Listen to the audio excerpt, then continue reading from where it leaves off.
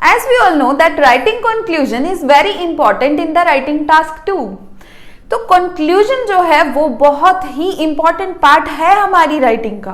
But बहुत से बच्चे हैं जो कि इंट्रो, BP1 एंड BP2 तो बहुत आसानी से लिख लेते हैं, बट जब बात आती है कंक्लूजन की तो आइडियाज आने खत्म हो जाते हैं एंड बच्चे सोच ही नहीं पाते कि अब कंक्लूजन को स्टार्ट कैसे करें और कंक्लूजन को एंड कैसे करें।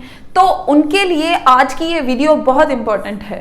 आप अगर कंक्लूजन को नहीं लिख पा रहे तो इस वीडियो को स्टार्टिंग से लेके एंड तक देखना आपके लिए बहुत जरूरी होगा। Here I am Manpreet and you are watching Skyla Kyle's channel and आज हम बात करेंगे कि हम अपने कंक्लूजन को किस तरह से लिख सकते हैं। कंक्लूजन लिखने के लिए सबसे पहले कुछ ऐसी बातें हैं जो हमें हमेशा ध्यान में रखनी होती हैं। तो वो क्या बातें हैं? Number 1, never use the new ideas. Conclusion में कभी भी हम नया आइडिया नहीं डाल सकते। जो भी आइडियाज हमने BP1 और BP2 में यूज किए हुए हैं उन्हीं को पैराफ्रेज करके हम लिख देते हैं, बट कंक्लूजन में हम अपना कोई भी न्यू आइडिया नहीं डाल सकते। सो आपको अपने माइंड को ज्यादा दौड़ाने की तो जरूरत है ही नहीं, क्योंकि कंक्लूजन में तो वही आइडियाज आने हैं जो कि ऑलरेडी डिस्कस कर चुके हो आप। तो second thing is answer the question. तो आपको जो क्वेश्चन पूछा गया था दैट इज योर स्टेटमेंट। तो उस स्टेटमेंट का जो भी आंसर आप खुद सोचते हो वो आंसर आप अब कंक्लूजन में दोगे, क्योंकि स्टेटमेंट को आपने इलेबोरेट कर दिया। उसकी अगर दो थिंग्स हैं, दो ऑल्टरनेटिव्स दिए हुए हैं कि लाइक एक में आपको ऑनलाइन स्टडी करना है एंड एक में आपको क्लास में स्टडी करना है, तो BP1 और BP2 में आपने उन्हीं आइडियाज को एक्सप्लोर कर दिया, बट आपके अकॉर्डिंग आप क्या सोचते हो वो आप बताओगे अपने कंक्लूजन में। तो एंड आपका जो पैराग्राफ, एंडिंग पैराग्राफ होगा, लाइक कंक्लूजन वाला जो पैराग्राफ होगा, उसमें आपको उस क्वेश्चन को आंसर करना है जो कि स्टेटमेंट में आपसे पूछा गया है। उसके बाद हमारा जो थर्ड पॉइंट है वो क्या रहेगा? वेरी योर लैंग्वेज, कि आपको जो आपने वोकेबुलरी यूज की है पहले उसे अब आपको रिपीट नहीं करना। आइडियाज तो आपके वही रहेंगे, आपकी जो मेन पॉइंट्स हैं वो भी वही रहेंगे, बट एक्चुअल में आपको वोकेबुलरी को चेंज करना होगा। जो भी वोकैब आपने यूज की है उसी की अल्टरनेटिव वोकैब अब आपको यूज करनी पड़ेगी। इसीलिए आपका, जिससे कि आपका जो कंक्लूजन है वो एक अट्रैक्टिव फॉर्म में लिखा जा सकता है। कंक्लूजन जो पैराग्राफ है वो बहुत छोटा पैराग्राफ होता है जिसमें आपको 40 to 50 वर्ड्स ही लिखने होते हैं। सो अगर आप अपने कंक्लूजन को प्रॉपर वे में लिखना चाहते हो तो आपको क्या करना होगा कि आपको जस्ट 50 वर्ड्स में ही लिखना होगा एंड जो भी आप लिखो वो मेन पॉइंट्स हो, उसमें कुछ भी आप एक्स्ट्रा ना ऐड करो, क्योंकि जब सब कुछ डाल दोगे कंक्लूजन में तो वो बहुत ही ज़्यादा लेंथी हो जाएगा एंड आप अपने जो आइडियाज़ हैं वो सामने वाले को नहीं बता पाओगे। सो कंक्लूजन को आप लिमिटेड वर्ड्स का ही रखें एंड उसे एक ऐसी मैनर में लिखें कि एग्जामिनर देखते ही अट्रैक्ट हो जाए कि हाँ ये कंक्लूजन जो है ये काफ़ी अट्रैक्टिव है एंड इसके रिलेटेड आपको प्रॉपर बैंड स्कोर जो है वो मिल जाए। So the last point which we have to take in our mind is always right conclusion. Conclusion को ऑलवेज ही लिखना है जब भी हम राइटिंग टास्क 2 लिखते हैं। हाँ, ये बात सच है कि राइटिंग टास्क 2 तक पहुंचते पहुंचते बहुत ज़्यादा टाइम जो है हमारा कंज्यूम हो जाता है। रीडिंग, लिसनिंग, राइटिंग टास्क 1 और उसके बाद कहीं जाके राइटिंग टास्क 2 आता है, तो मोस्ट ऑफ द टाइम क्या होता है कि हमारा माइंड जो है तब तक थक जाता है एंड हमें न्यू आइडियाज़ लाना बहुत मुश्किल हो जाता है। बट अगर हम बात करें कंक्लूजन की तो वो बिल्कुल एंड में है एंड इस बात का असर कंक्लूजन पे ही सबसे ज़्यादा पड़ता है। तो अगर हम कंक्लूजन को नहीं लिखेंगे तो हमें बैंड स्कोर जो है हमें अचीव करना है, जो band score required band score है जो हमारा, वो हम अचीव नहीं कर पाएंगे। इसीलिए ये बात आपको ध्यान में रखनी है कि कंक्लूजन जो है वो आप ज़रूर लिखें। राइटिंग टास्क 2 लंबा तो बहुत है, हाँ आपका टाइम भी काफी ले लेता है ये, बट आप अगर बीपी 2 पर हो और थोड़ा सा टाइम आपके पास बचा है तो आप उसे वहीं छोड़कर कंक्लूजन को लिखना ज्यादा जरूरी समझें, क्योंकि कंक्लूजन लिखने से ही आपको प्रॉपर जो आपका बैंड स्कोर है वो मिल पाएगा, अदरवाइज आप अच्छा बैंड स्कोर नहीं स्कोर कर पाएंगे। तो नेक्स्ट जो हमारी बात आती है, हमें कुछ तो बातें ये थी जो हमें ध्यान में रखनी थी, बट अब हम ये देखेंगे कि कौन से वो अट्रैक्टिव से फ्रेजेस हैं जो कि हमारे कंक्लूजन को और भी ज्यादा अच्छा बना देते हैं, जहां से हम अपने कंक्लूजन की स्टार्टिंग करते हैं। तो कौन से हैं वो phrases? So the phrases are to conclude, to summarise, to recapitulate, in conclusion, to sum up, finally, eventually. So these are the some phrases जो कि आपके कंक्लूजन को और भी सुंदर बना देते हैं। ये कुछ फ्रेजेस हैं जो कि बहुत इजी हैं आपके लिए, आप इन्हें ऑलवेज अपने माइंड में रख सकते हो, ये कभी भी कहीं नहीं जाएंगे।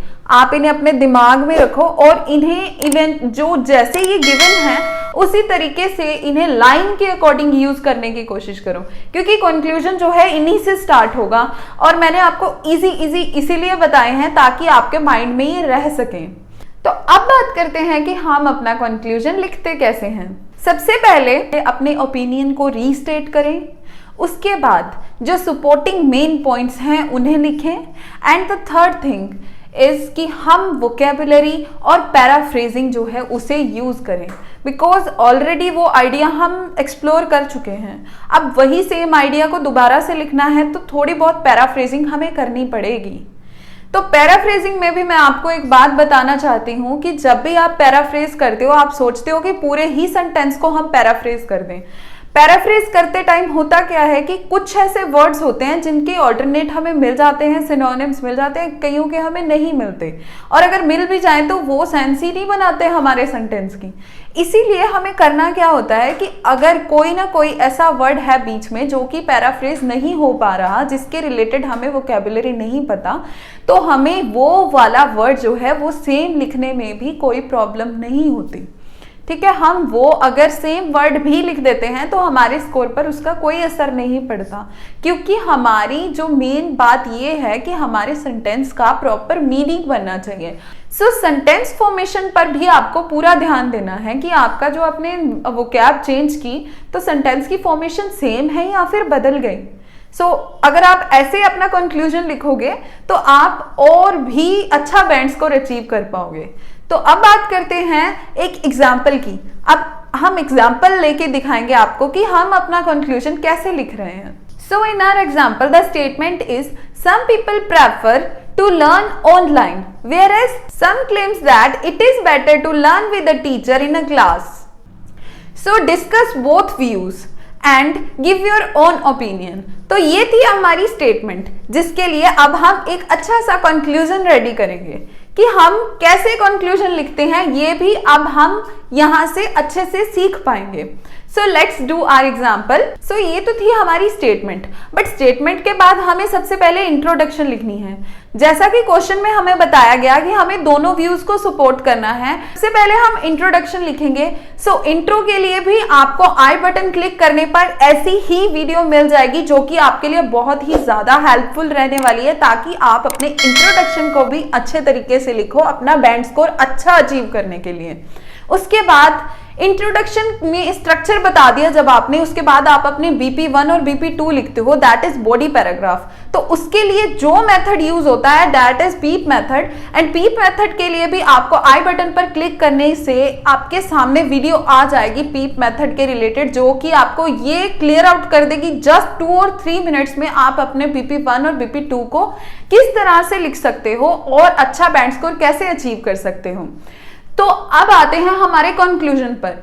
अगर हम बात करें इस स्टेटमेंट की, तो इंट्रोडक्शन में स्ट्रक्चर बता दिया, BP1 में आपने ऑनलाइन क्लासेस को थोड़ा सा एक्सप्लोर कर दिया, एंड BP2 में आपने अपनी जो है क्लास विद द टीचर को एक्सप्लोर कर दिया।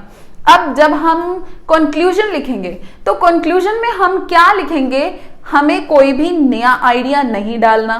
तो स्टार्टिंग में हम स्टार्ट करेंगे टू कंक्लूड से। ठीक है, इजी रहेगा ये फ्रेज सबसे। टू कंक्लूड लिखना कोई बुरा आइडिया नहीं है।